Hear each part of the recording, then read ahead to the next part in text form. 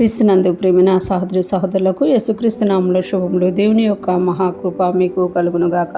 ఈరోజు దేవుడు మనకిచ్చిన మాట హోషేయ గ్రంథం 11వ అధ్యాయం 3వ వచనం. ఎఫ్రాయిమును చేయి పట్టుకొని వానికి నడక నేర్పిన వాడును నేనే, వారిని కౌగిలించుకుని వాడును నేనే వారిని స్వస్థపరచువాడునైనను ఆ సంగతి వారికి మనస్సున పట్టలేదు. ఈ మాటలు హోషేయ ప్రవక్త ద్వారా దేవుడు ఎఫ్రాయిమీలకు తెలియజేస్తున్న మాటలుగా మనము చూడగలం. ఇక్కడ దేవుడు తెలియజేస్తున్నారు కదా, ఎఫ్రాయిమును చెయ్యి పట్టుకొని వారికి నడక నేర్పిన వాడును నేనే అని దేవుడు జ్ఞాపకం చేసుకుంటున్నాడు. ఎఫ్రాయిము అని అంటే యోసేపు యొక్క సంతతిగా మనం చూడగలం.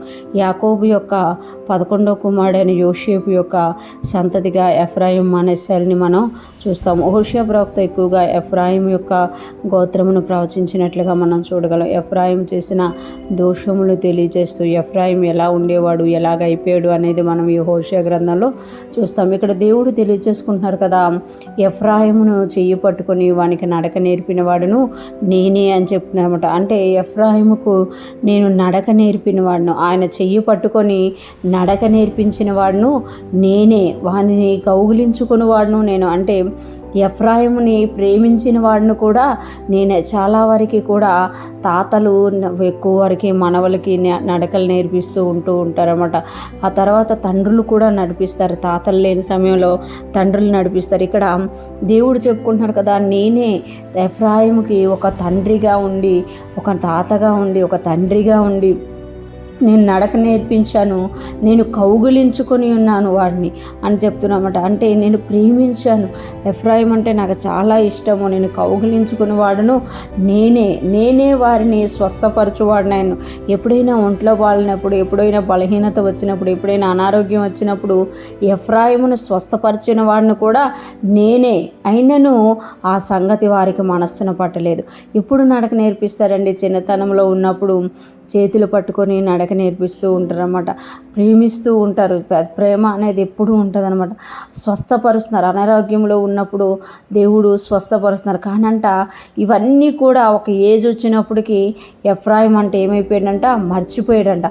ఆ సంగతి వారి మనస్సున పట్టలేదు. అంటే అవేవి వారికి గుర్తు లేదనమాట. ఒక స్టేజ్కి వచ్చాక, ఒక యుక్త వయసుకు వచ్చినాక, ఒక అంటే వాళ్ళ కాళ్ళ మీద వాళ్ళు నిలబడినప్పుడు, వాళ్ళు నడగలిగినప్పుడు, వాళ్ళు ఇతరుల ప్రేమలో పడిపోయినప్పుడు వారికి మొదట జరిగినవి ఏవి కూడా గుర్తులేవు అని ఇక్కడ దేవుడు బాధపడుతున్నారు. ఈరోజు ఫ్రెష్ మనం వింటున్న ప్రతి ఒక్కరూ జ్ఞాపకం చేసుకోవాలి, మనం రక్షింపబడిన కొత్త దినాలలో దేవుని గురించిన ఆసక్తి మన హృదయాలను భక్షిస్తూ ఉండేది.